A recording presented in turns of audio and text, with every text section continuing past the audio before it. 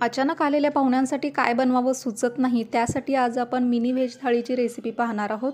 त्यामध्ये आपण मेथी मलाई मटर, त्यासोबत अजवाईन पराठा आणि जीरा राईस सर्व करणार आहोत। अगदी रेस्टॉरंटपेक्षा देखील जास्त मस्त आणि टेस्टी होणार आहे आजची आपली रेसिपी। मी 1 वाटी फ्रेश मटार घेतलेले आहेत। आता सीझनमध्ये चालू आहेत तर ते तुम्ही फ्रोझन मटार देखील घेऊ शकता। इथं गरम पाण्यामध्ये टाकले आहे मी ते आणि 2 ते 3 मिनिटांसाठी ना आपण ते शिजवून घेऊया।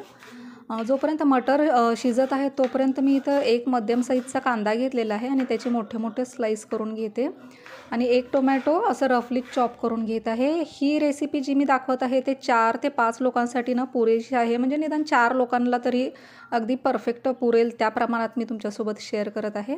1 इंच आल्याचा तुकडा मी कट करून घेतलेला आहे। तुम्हाला हवं तर लसूण पण वापरू शकता तुम्ही। आपले मटर इथं छान उकडले ते हे मी गाळून घेते एका चाळणीवरती। इथं मी कढईमध्ये 2 चमचे तेल गरम केलेलं आहे। त्यामध्ये मी जिऱ्याची फोडणी करते आणि काही खडे गरम मसाले घालत आहे। एक छोटी वेलची, एक मोठी वेलची टाकलेली आहे, तमालपत्र अर्ध टाकलेलं आहे, 2 लवंग आणि अगदी अर्धा इंच दालचिनीचा तुकडा टाकलेला आहे मी। ते थोडंसं परतलं की आपण जो कांदा कट करून घेतला होता तो छान मऊ पडेपर्यंत परतवून घेत आहे इथं। त्यामध्ये टोमॅटो आपण याच्यामध्ये ॲड करणार आहोत आणि एक 7-8 काजूचे तुकडे याच्यामध्ये टाकलेले आहे। तर आलं देखील मी आत्ता इथंच यामध्ये टाकलेलं आहे। छान परतवून घेऊया हे 2 मिनिटांसाठी। काजूवरती हलकेसे डाग यायला हवेत तसं परतवून घेऊ आणि त्यानंतर याची आपण एक वाफ काढून घेऊया। तुम्ही पाहत आहात आपला कांदा देखील थोडासा ब्राउनिश झालेला आहे, काजूला थोडेसे डाग पडलेले आहेत। आता हे बंद करून थंड होण्यासाठी मी ठेवून देते। तोपर्यंत पराठ्याचं आपण पीठ मळून घेऊया। गव्हाच्या पिठामध्ये थोडंसं ओवा टाकलेला आहे मी, मीठ टाकलेलं आहे आणि अगदी चिमूटभर साखर देखील टाकलेली आहे मी इथं आणि पाणी टाकून ना याचा आपण घट्टसर असा गोळा मळून घेऊया। तुम्हाला हवं तर ना तुम्ही इथं मैद्याचा देखील वापर करू शकता, पण मी हेल्दी बनवत आहे घरामध्ये तर मी गव्हाच्या पिठाचंच बनवत आहे इथं। आता तोपर्यंत पीठ छान मुरतं आहे आपलं, ग्रेव्हीचा मसाला थंड होत आहे, तोपर्यंत आपण जीरा राईसची तयारी करूया। तुपामध्ये मी जिऱ्याची फोडणी केलेली आहे आणि जिरं छान फुलल्यानंतर 1 कप तांदूळ मी धुवून ठेवलेला होता तो या तुपावरती हलकासा 1.5-2 मिनिटांसाठी परतवून घेते आणि 1 कप तांदळासाठी मी इथं 2 कप पाणी टाकत आहे। चवीनुसार मीठ टाकलेलं आहे आणि मंद गॅसवरती आपण याच्या 2 शिट्ट्या करून घेऊया। आता इथं आपली ग्रेव्हीसाठीचा मसाला थंड झालेला आहे। त्याच्यातील खडे मसाले मी बाजूला काढून घेते आणि मिक्सरमध्ये थोडंसं पाणी टाकून ना याची छान अशी पेस्ट करून घेते मी। मेथी इथं मी धुवून ठेवलेली होती, ती अगदी फाईन अशी चॉप करून घेते। त्यानंतर कढईमध्ये मी आणखीन 2 चमचे तेल टाकलेलं आहे, त्यामध्ये ही मेथी टाकून घेते आणि मीठ वगैरे काहीही न टाकताना मेथी छान अशी परतवून घेते। अशी मेथी परतली ना अजिबात मेथीमधील कडवटपणा आपल्या भाजीमध्ये उतरत नाही। मेथी छान परतली की याच्यामध्ये मी चवीनुसार लाल तिखट टाकलेलं आहे आणि हळद टाकलेली आहे। या मसाल्यांसोबत देखील मेथी छान परतवून घेऊया आणि जी आपण ग्रेव्ही बनवली होती, पेस्ट बनवली होती टोमॅटो, कांदा, काजूची, ती याच्यामध्ये टाकून छान या मेथीसोबत ना मिक्स करून घेऊया। मिक्सरच्या जारमध्येच मी थोडंसं पाणी टाकून याच्यामध्ये मिक्स केलेलं आहे।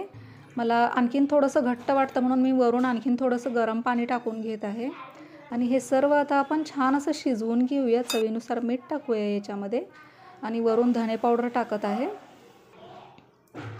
छान 3 ते 4 मिनिटं हे पूर्ण शिजल्यानंतर वरून मी याच्यामध्ये मटार टाकत आहे। मटार आपण ऑलरेडी शिजवून घेतलेले आहेत त्याच्यामुळे जास्त शिजवण्याची गरज नाही आहे। मटार टाकल्यानंतर फक्त एक वाफ काढून घेऊया याची, सगळे मसाले एकजीव होतील, छान अशी आपली ग्रेव्ही बनवून तयार होते।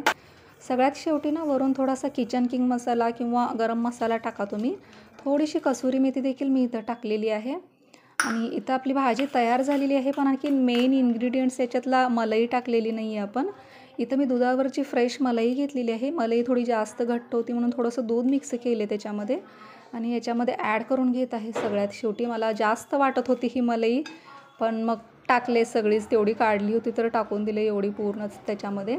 पण खूप छान झाली होती ही चवीला भाजी। इथं मी गॅस बंद केले मलाई टाकल्यानंतर मिक्स करून आणि वरून ना आपण त्याच्यावरती टाकण्यासाठी एक फोडणी करूया।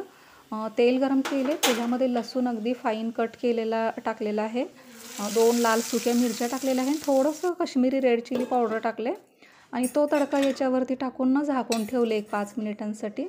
आपला इथे जीरा राईस तयार आहे। इथं मेथी मलाई मटर अगदी रेस्टॉरंट स्टाईलने तयार आहे। तोपर्यंत हे करेपर्यंत 15 ते 20 मिनिट झाले, तोपर्यंत आपलं पीठ अगदी छान असं मुरलेलं आहे। चला तर मग आता याचे आपण पटपट असे ना पराठे बनवून घेऊया. तुम्ही तर तेलाचा पण वापर करू शकता, पण तूप लावून जर का बनवलात ना खूपच जास्त क्रिस्पी आणि टेस्टी असे आपले पराठे बनवून तयार होतात. ही रेसिपी तुम्ही एकदा जर का ट्राय केलात ना, मी खात्रीने सांगते की या विंटरमध्ये ना तुम्ही या थंडीच्या दिवसांमध्ये जेव्हा फ्रेश मटर आणि फ्रेश अगदी ताजी ताजी मेथी बनते ना, आठवड्यातून एकदा तरी तुम्ही ही रेसिपी नक्कीच ट्राय करणार आहात. इथं मी त्रिकोणी पराठा लाटण्याचं ट्राय करत होते, पण मला त्रिकोणी पराठे जमतच नाहीत. मी किती पण प्रयत्न करू द्या, गोल गोल चपाती लाटून इतकी सवय झाली आहे ना की आता त्रिकोणी बनवायचा म्हणलं तरी तो बनला जात नाही, असं झालेलं आहे आता.